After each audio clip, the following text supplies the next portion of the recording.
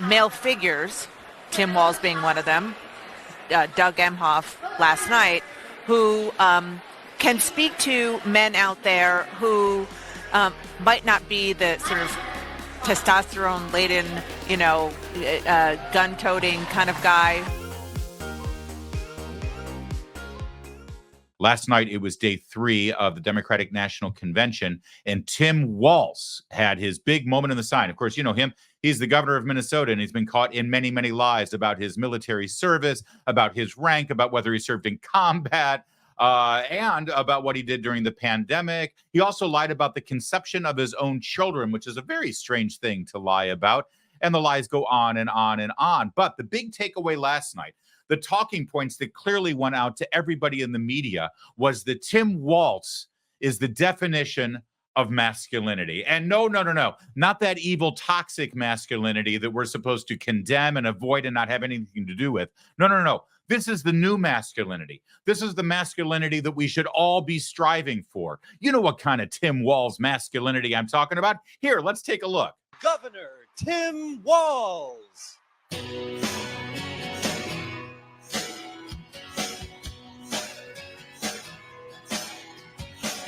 I was born in a small town and live in a small town. Governor. Yeah, that's the new kind of masculinity we're all supposed to love. I mean, at least the walk-on music was John Mellencamp, right? I mean, it could have been Elton John or Queen or a certain part of David Bowie's career. Anyway, after he delivered his speech, Alex Wagner and the gaggle of gals over on MSNBC wanted to make sure you got the message that what Tim Walz is bringing to this ticket and bringing to our nation is the kind of masculinity that we all have to embrace. Trying to own masculinity in the most regressive, sort of misogynist way possible. J.D. Vance lecturing everybody on, what a family means, what it means to be a man. Donald Trump obviously has his own version of manhood. To see Tim Walz out there as a man who is just joyfully embracing his role as the potential vice president to the woman, the nation's first female president, is an extraordinary thing. But also to see his son weeping for his father in a deeply tender and emotional way. And then the last thing I'll say, because I think this hasn't been talked about enough, to see Democrats champion men as voices on reproductive choice. Yeah. As you saw yesterday, I believe, from Amanda Zarowski's husband, tonight from Tim Walz. All right, I'm going to let you finish. There's plenty more to get to with them, but let's just pause for a moment and reflect on everything Alex Wagner said up until this point. First of all, they find it, critically important to not just talk about Tim Walz's masculinity as it obviously stands on its own for us all to behold. No, it has to be juxtaposed against that fake, fraudulent masculinity from the likes of J.D. Vance, a man who joined the Marine Corps right out of high school, then pulled himself up by the bootstraps, got himself out of poverty, got an undergrad degree at Ohio State thanks to the VA bill, and then ended up being a business tycoon, author, best-selling author, and Emmy-nominated screenplay writer, then the senator from Ohio, and now potentially the vice president of the United States. That's not masculinity. Marrying a woman he met in college, fathering 2 children with no doubt or question about the actual means under which those children were conceived, where Tim Walz still doesn't seem quite sure how that semen got to inseminate his wife's egg. But that's okay, because the real masculinity is embodied by Tim Walz. Also, the fact that he's supportive of reproductive freedom. And I just want to reiterate that any woman who is screaming on your television about abortion, but they won't use the word abortion, but they say reproductive freedom, is lying to you, because by the time a woman goes to get an abortion, the reproductive act has already occurred. Reproduction is in the rearview mirror at that point. They have every right and every freedom there is to reproduce. What they're asking for is the freedom to kill the results of the reproductive act. But that's okay. You're not a real man unless you support your wife's ability to kill the baby that you have fathered, or perhaps the baby that has been fathered by some other man and is now gestating in your wife's womb. You're only a real man if you want that baby to be killed. Also, did you notice she's talking about another man who appeared the day before on the stage? And how exactly does Alex Wagner describe this really, really masculine guy? And then the last thing I'll say, because I think this hasn't been talked about enough, to see Democrats champion men as voices on reproductive choice, as you saw yesterday, I believe, from Amanda Zarofsky's husband. Yeah. The guy that she's really proud of, who really exudes the kind of masculinity that we're all supposed to be adopting right now, guys, she doesn't even know his name. His entire identity is Amanda Zarofsky's husband. That's the guy. That's real masculinity. That's. In fact, we're going to change the name of this show. It's no longer Larry. It's going to be Meredith's husband. Because that, honestly, that's my identity. And I'm proud to be Meredith's husband. Don't get me wrong. And I'm sure Amanda Zarofsky's husband is perfectly fine setting aside his identity in this public forum so that he is merely identified as Amanda Zarofsky's husband. But we're just scratching the surface here on this brand new masculinity that all of us must now embrace so that we can be the kind of guy that Alex Wagner, Joy Reid, Nicole Wallace, and Rachel Maddow will find attractive. Well, all right, maybe not Rachel Maddow. And I'm not so sure about Joy Reid, actually. And for that, well, all right, let's go. Tonight from Tim Walz, talking about struggles with infertility. It takes two partners to get pregnant. And for way too long, this conversation has been relegated to women or the carriers of pregnancies. And okay, one more. We got to stop there. Carriers. The carriers of pregnant. I think the word you're looking for is mothers. So real masculinity is to rob women of their identity as mothers when they're pregnant and instead redescribe them as carriers of the pregnancy. It takes two partners to make a baby, we're being told, by the champions of masculinity. And here's the best part about MSNBC's perspective. Those two partners don't necessarily have to have a man involved. Both of the partners involved in fathering a child, impregnating a carrier can both be women. This whole idea of fertility, Tim Walz has either lied about the conception of his children by claiming that they were via in vitro fertilization, or he literally is unclear on the process that was involved in impregnating his wife, in inseminating his wife. He doesn't know. He assumed it was IVF, but who knows? I don't know about you, but I'm intimately involved in the fertilization of the egg that produced my children. I know the specifics that were involved in that conception. And if for some reason I had fertility challenges and issues and I had to participate in extraordinary means for the conception of my children, whether it's a fertility clinic that leads to, various different options, including in vitro fertilization, which is not an option I would choose, certainly. But if I have to go to those great lengths, I don't know about you guys, but I'm pretty plugged in on the process. I'm going to be pretty damn sure I know the details involved surrounding the insemination of my wife for the procreation of my children.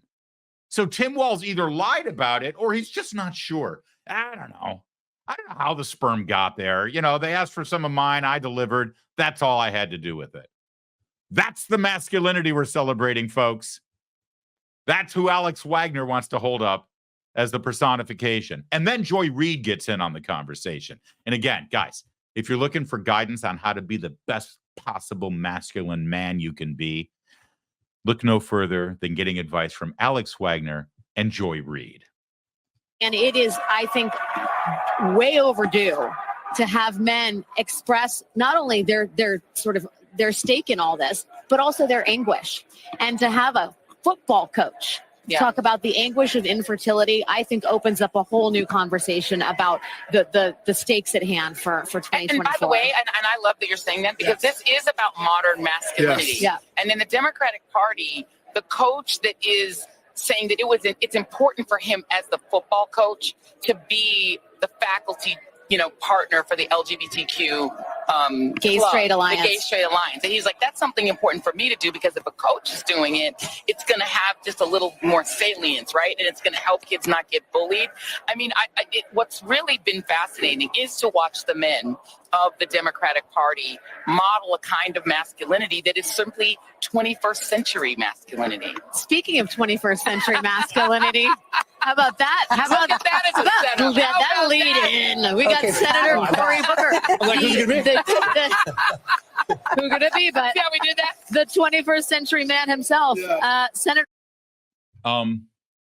So then they immediately pivot and say, speaking of 21st century masculinity, here's Cory Booker. I don't know if you remember when Cory Booker ran for president back in 2020. He wanted the nomination. He did about as well as Kamala Harris, by the way. Weren't there a lot of rumors about Cory Booker and his preferences and such? Do you remember that? Am I the only one? That wasn't a mistake, what they did there. That's Joy Reid talking about how Tim Walz now models 21st century masculinity and points out the fact that when Tim Walz was an assistant defensive coordinator on a high school football team, he went out of his way to be sure that he headed up the Gay Straight Alliance on campus with young, minor boys, teenage boys. He was one of the assistant coaches on the football team. And in that capacity, he decided to create a gay straight alliance involving teenage boys on his high school campus. Just delivering the facts to you. I just want to make sure that you're clear on all the facts and the masculinity that MSNBC is now holding up as the ideal. This is if Tim Walz and Kamala Harris get elected, this will be part of the narrative that this is now how masculinity in America is to be defined. This is the ideal. This is the goal. And by the way, if you're ever wondering if talking points are put out for people in the media to all sort of say the same thing, you've seen this over the last couple of weeks, right? That they all end up speaking from the same book, like their lines have been scripted for them. Notice how they're all talking about the joyful, joyful, joyful. And the other day on the first night of the convention, it was, it's electric, electric. And they're all saying electric, electric.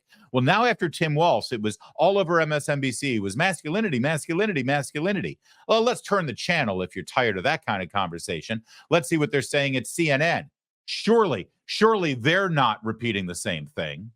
But they are doing so in trying to put forward male figures, Tim Walz being one of them, Doug Emhoff last night, who can speak to men out there who might not be the sort of testosterone-laden, gun-toting kind of guy who wants to listen to Hulk Hogan and the kind of players that came out at the RNC, or might want to listen to that, but also, in addition, understand that it's okay in 2024 to be a man comfortable in his own skin who supports a woman. And that's something that they really are trying to work on with male voters beyond the base. You don't think a memo went out? You don't think talking points were shared? You don't think people from the campaign had text messages flying or phone calls delivered to these people? Also, what is this phenomenon of having these middle-aged women sitting on camera telling me what masculinity is supposed to be about? Guys, is this registering with you? I mean, listen, I think that there's something to be said about, if you want to be appealing to a woman, it's good to know what they find appealing. But masculinity, defining masculinity through the eyes of Alex Wagner, Joy Reid, Rachel Maddow, Nicole Wallace, Cory Booker, and now Dana Bash, and Jake Tapper sitting there saying, oh, yes, please explain masculinity to me. Well, I guess that's sort of Jake Tapper's thing. All right, fine. So let's not watch CNN either. Let's just turn the TV off altogether. We'll turn on social media. Surely over on X, they're having a different conversation. Here's Wajahat Ali, a left-wing liberal hack analyst. And what is his tweet? Tim Walz shows American men, especially white men, that a better vision of manhood and masculinity exists, which is far more loving, successful, decent, and appealing than the toxic bravado and cruelty of Trump and MAGA. Wow. Are you getting the message yet? Maybe we need to hit you in the face with this club a few more times so the message resonates. Clearly, Democrats recognize they've got a male voter problem. And instead of to actually try to appeal to men with messages that will be receptive to men, instead, they're trying to redefine masculinity and tell you what real masculinity is supposed to be about, and that your every instinct and the way that you've been raised, or frankly, what's inherent inside of you because of your genetic and psychological makeup, that couldn't very well be inherent in your chemical and biological creation, that it's all wrong. What you believe a man is supposed to be and what you feel in your heart of hearts, what masculinity is actually supposed to exhibit and how it's supposed to be exhibited, well, it's wrong. We need to reprogram you. Tim Walz is what you're supposed to be. Tim Walz is real masculinity. Tim Walz is the ideal.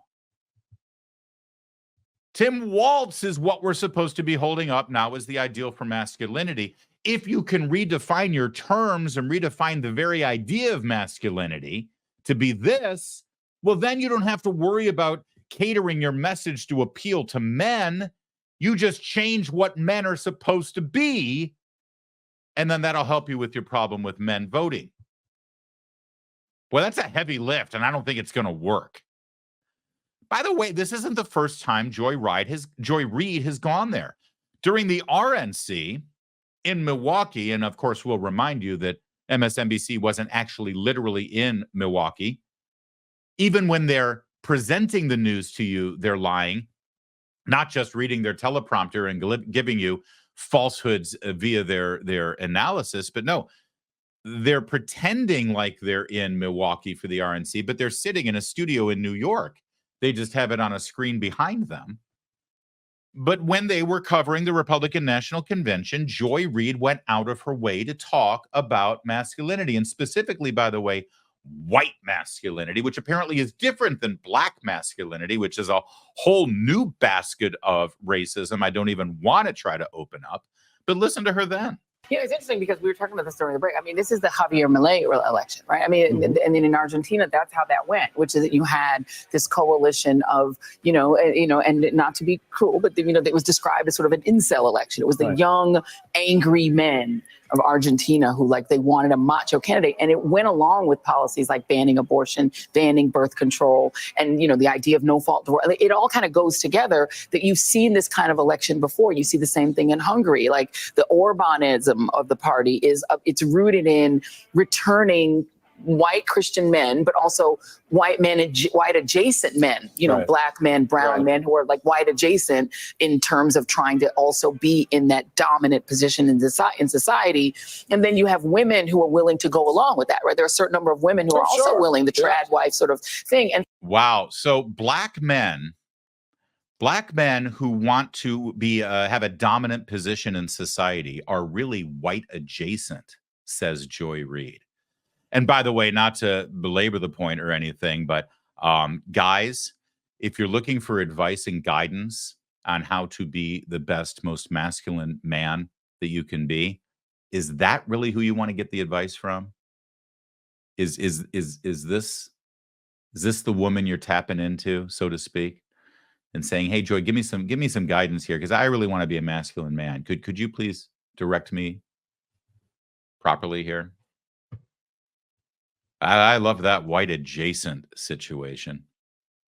This is all an attack on J.D. Vance and Donald Trump's strength right now in this election, and that is with male voters. They talk about the gender gap all the time, and they try to write the entire gender gap off to abortion. As long as Republicans support restrictions on abortion, then they're going to have a gender gap problem because women are going to vote for Democrats. And it's true of single women, actually. It's quite pronounced. But what they don't talk about is the male gender gap. Now, they're talking about it here without actually saying it. They are terrified about how Trump and Vance are absolutely dominating right now with men, whether they're single or married men.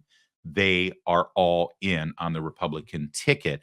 And what they're really scared about, and what you're hearing from Joy Reid there and also from the other commentators, has to do with black men. Black men, more and more and more, are moving away from this Kamala Harris, Tim Walz ticket. And Tim Walz, the coach, he ain't helping matters in any way whatsoever. They're trying to attack J.D. Vance. And part of how they're attacking J.D. Vance, by the way, is to go after some of the things that he said, the cat lady remark, right? Oprah Winfrey actually brought it up last night during her surprise appearance at the DNC. But then CNN did something very weird. I don't know if you caught it. Here's the cat lady reference really quickly. We just try to do the best we can to save them. And if the place happens to belong to a childless cat lady,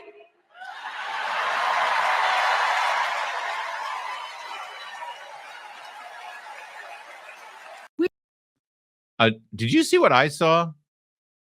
That's, if you talk about toxic masculinity, who's the director in the booth for CNN who did that? That is one of the rudest. That's horrible. There's a lawsuit waiting to happen. Well, did you catch it? Here, lady. She says childless cat lady, and then somewhere in the control booth, the director said, go to camera 12. And he knew exactly who camera 12 was zoomed in on. This lady has a lawsuit. That is horrible. That's awful. That's toxic masculinity. Tim Walz would never do that. No siree. That poor woman. I apologize on behalf of that man. And by the way, tell Felix, Fluffy, and Banshee we said hi when you get home, and clean their litter box. It stinks.